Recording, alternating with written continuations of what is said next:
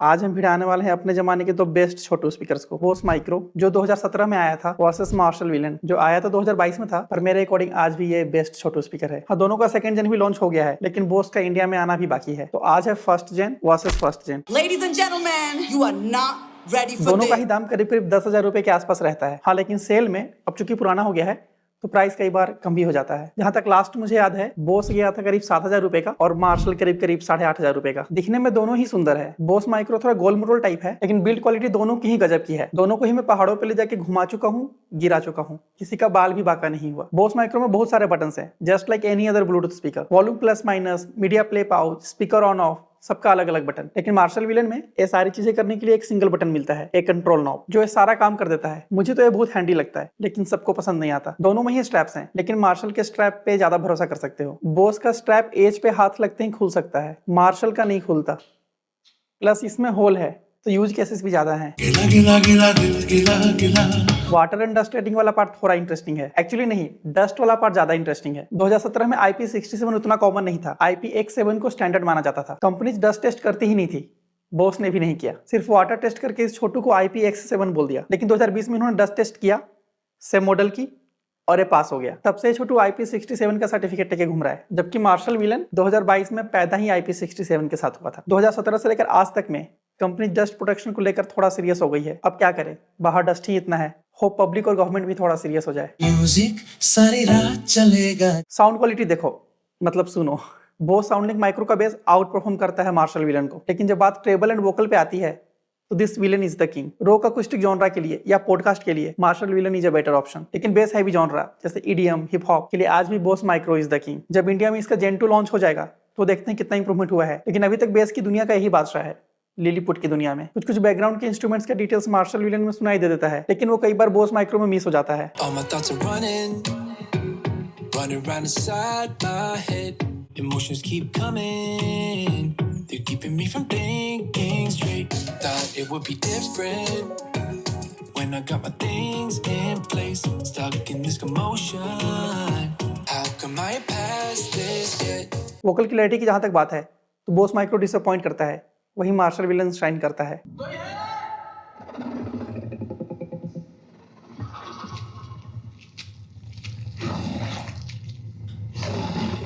Gutter का Godzilla है अंदर।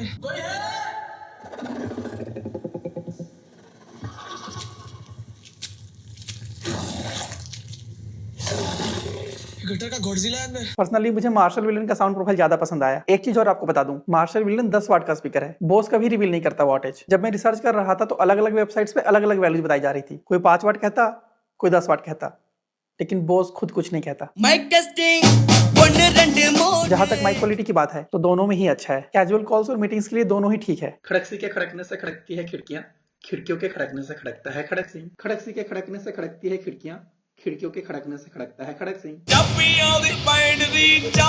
देखो, बैटरी एंड चार्जिंग की बात करें ना तो दोनों स्पीकर का साइज तो ऑलमोस्ट सेम ही है, वेट भी आगे पीछे ही है। लेकिन बोस माइक्रो की बैटरी 5 से 6 घंटे तक ही चल पाती है, वही मार्शल विलन की 14 से 15 घंटे। मार्शल विलन जहां टाइप C सपोर्ट करता है, बोस माइक्रो USB-B सपोर्ट करता है। क्योंकि 8 साल पुराना मॉडल है, 20 में डस्ट टेस्टिंग करी थी, लेकिन हार्डवेयर में कोई चेंजेस नहीं किया गया था, इसीलिए आज भी USB-B से चार्ज होता है। हाँ, जेन 2 में टाइप C डाल दिया गया है। देखो, ये दोनों मॉडल में 5 साल का फर्क है, 2017 वर्सेस 2022। और ये फर्क सिर्फ चार्जर और स्टेमिना तक ही सीमित नहीं है, ब्लूटूथ वर्जन में भी ये फर्क साफ साफ दिख जाता है। बोस में 4.2 दिया गया है, वही मार्शल विलन में 5.1। लेकिन दोनों ही मल्टी डिवाइस सपोर्ट करता है।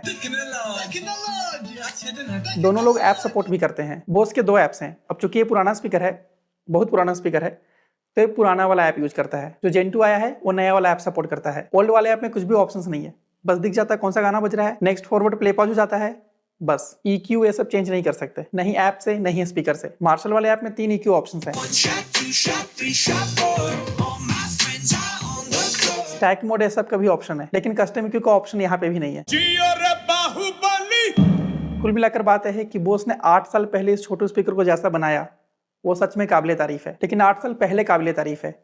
अभी 2026 में इसे बिल्कुल भी मत लेना। अगर बेबी जी को बेस पसंद है तो भी मत लेना, क्योंकि टेक्नोलॉजी वाइज ये सच में बहुत पुराना हो गया है। टाइप C की कमी किसे नहीं खलती, ऊपर से बैटरी बैकअप भी सिर्फ 6 घंटे। अगर 6000 के आसपास मिल जाए तो शायद कंसीडर किया जा सकता है, लेकिन तभी जब सिर्फ साउंड क्वालिटी और बिल्ड क्वालिटी ही आपकी प्रायोरिटी हो। Battery backup and type C से आपको फर्क नहीं पड़ता। लेकिन उसके बाद भी एक बात याद रखना, जेन 2 इंडिया में कभी भी आ सकता है, और जितने मैंने रिसर्च करी है मेजर अपग्रेड्स किए गए हैं। वही बात मार्शल विलन की करूँ तो अभी भी ये मार्केट लीडर है सब कुछ में, चाहे बात हो साउंड क्वालिटी की, बिल्ड क्वालिटी की, या प्रीमियम फील की, या बैटरी बैकअप की। एक्चुअली बैटरी बैकअप की नहीं, अभी ट्रिबिट पॉकेट गो आ गया है, इससे छोटा साइज है और 20 घंटे की बैटरी क्लेम किया जा रहा है। बाकी मार्शल विलन 2 तो इंडिया में आ ही गया है, अगर ऑफर में सस्ते में मिल जाए तो वो लिया जा सकता है। बट मार्शल एंड सस्ता can't go together, neither can Bose, but subscribing is free of cost.